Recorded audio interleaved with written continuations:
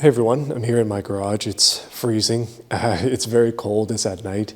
This is the only time I can record things, so you get what you get. Hopefully the lighting is good enough. Today I am doing something that I have wanted to do for a long time. I am very into making really odd speaker systems. Let me show you what I mean by that. This is a speaker that I got off the side of the road. I have two of these, and those speakers that are within it are Infinity G35 coupe speakers, one from the door and one from the back seat, which I wired in there pretty sketchily, but decently enough. And these are what I've been using for garage audio for the last like 4 or 5 years now. They sound decent, they're okay, but for this new larger garage, significantly bigger than my old one, I wanted to upgrade. And since I'm a purveyor of extremely cheap and basically worthless sound systems at this point that honestly don't sound that good, but it's a garage, like, what are you gonna get? Like, I'm not trying to make some insane system here. We're not going audiophile quality.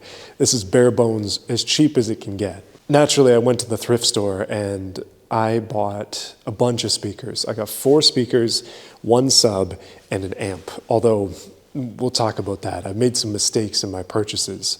But let's go through each of them and yeah, I'll tell you what I did and what I didn't do.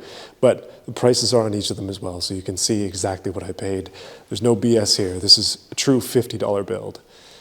You can tell. First up, and I mean, these are not great, but I bought these Panasonic speakers for, this is Canadian dollars, by the way, I should say. This is $50 Canadian total, but I think you can probably see that. $12.99 at Value Village. The speakers themselves are not amazing. Take a look at the specs. Well, we're looking at 6 ohms, 6 watts, tiny speakers. It's only a 1 woofer setup. You can kind of see it in the light, but this is the speaker right here. And I don't think there's anything else in there, no tweeters or anything. And the sound quality is, well, it leaves a lot to be desired. It is pretty darn poor. I regret buying these. That was a mistake, especially because the next ones are significantly better. Take a look at these Sonys. Yeah, so I bought these Sony speakers at the thrift store as well.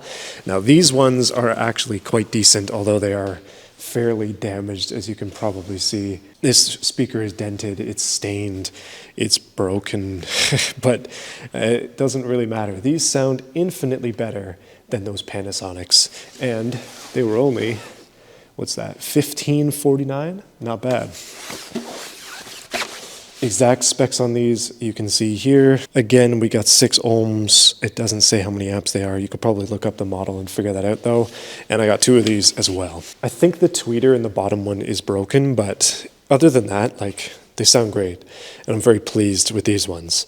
Not so much with the Panasonics. Those were disappointing. Last but not least, we may as well round out the system with a sub. And so I got this Sony subwoofer, which was, let's see, $550. Oh, this is going to focus. There you go, $550 at Value Village. This was a great price for this. Man, oh man. I am shocked that this was so cheap. Also, it works great as well. And there is the model number there. We're looking at 1.5 ohms. I believe that this one is from a surround sound system. It had a proprietary connector on it, but I just chopped it off and cut it into this, and that's what I've been testing it with. Okay, now the crown jewel. Now, what at least I thought was going to be the crown jewel. This is a Sony 5-disc changer. It's a DVD player, but it is also a surround sound bass and amplifier, which I thought was going to be good for this. I really was hoping that this would round out the system, but it doesn't really do what I was hoping it would do. I'll get to these little bits in a second, but let's take a look at the price. $12.99, not bad. There's 1,000 watts apparently in here, but then if you look at the back, it very clearly says 160 watts. I don't know what that's about, but there's your system right there. Here is the issue. Proprietary connectors, the very typical Sony stuff. The other issue is you can see written on there, it's like front is only for SST S53. So it really only wants certain speakers, and I don't have those speakers, as you can imagine. These are not those speakers. Occasionally the local thrift store does actually have legit amps, like legit receivers, but today, or actually last night, was not my night. So for now, I can't use that.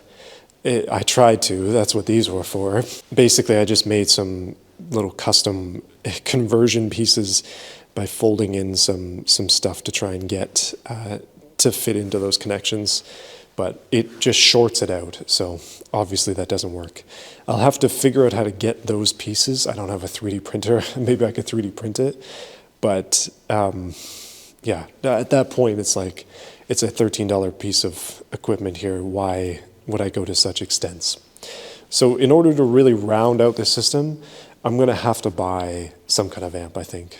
Unless you've got some other ideas, let me know. So I've been testing all of this with my Music Speakers AV tuner. It's very, very cheap. I got this thing on Amazon ages ago, but it actually works really well. The G30 Music Speakers, but basically it's just a Bluetooth, like very basic amp.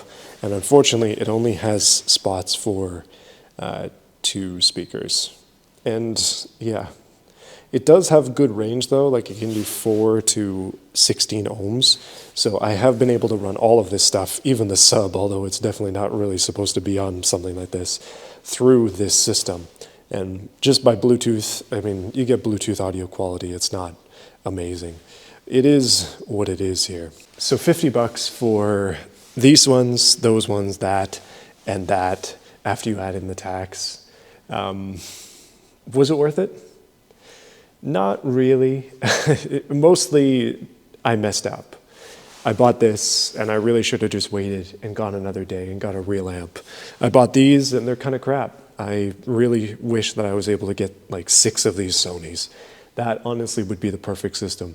6 of these Sony speakers just up on the tops of the garage corners would be pretty darn sweet. I was thinking like 1 in each corner, then 2 in the middle or something like that, and then I'd have full garage sound. But with this setup, I'm gonna have to be a little more strategic. So I've got a bundle of speaker wire coming in the mail. I'm gonna put them up and see how that goes. But yeah, I'll probably have to incorporate my old Infinity speakers into this as well, because yeah, I just don't know what else to do. These ones, I am disappointed by more than anything.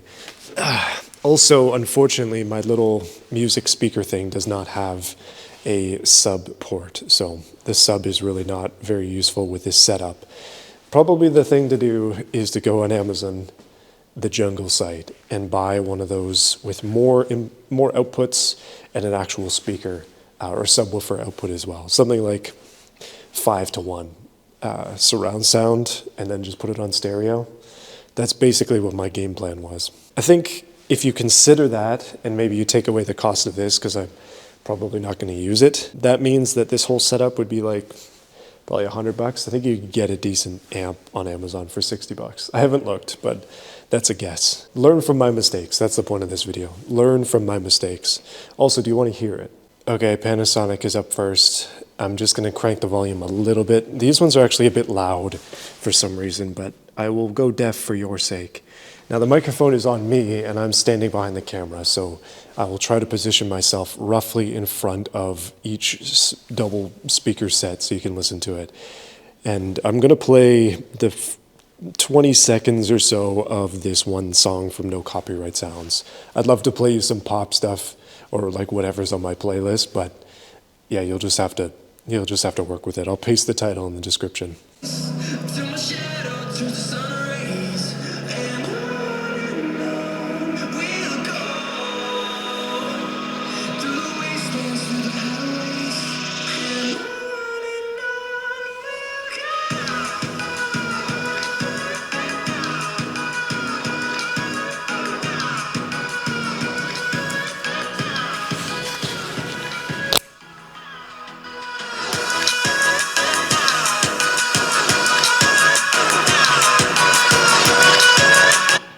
These things are crap. Okay, up next is the Sonys, without the sub, just the 2 Sony speakers. Same volume, same settings on that thing. Let's hit it.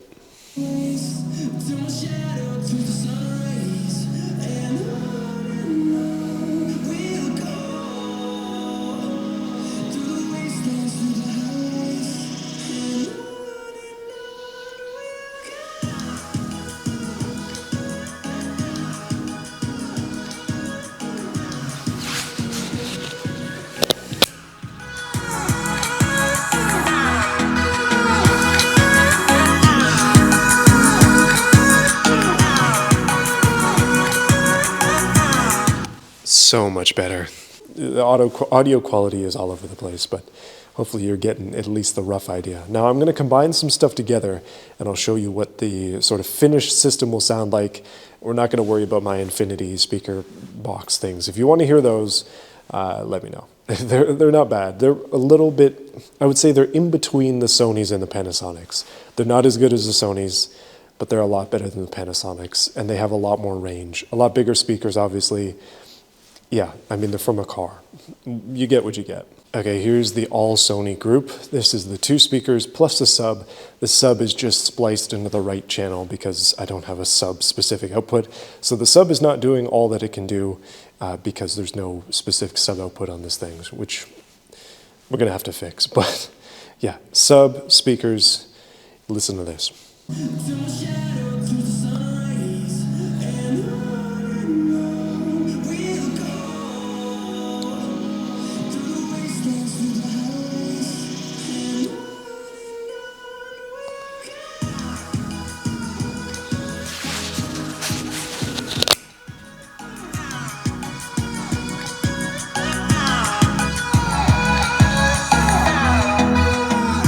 This setup actually sounds darn good. A little bit more bass, good highs from the Sony.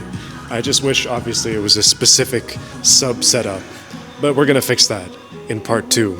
So what's the take home today? Well, yeah, you can definitely do a system like this for 50 bucks. No doubt about it.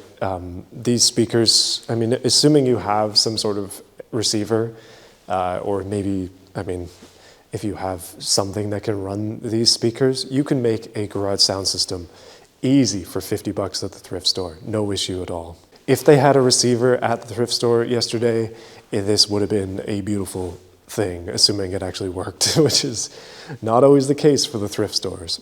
But hopefully I can strike something on Facebook Marketplace or Amazon, get this system going, and then get the speaker wire up. That's gonna be part 2.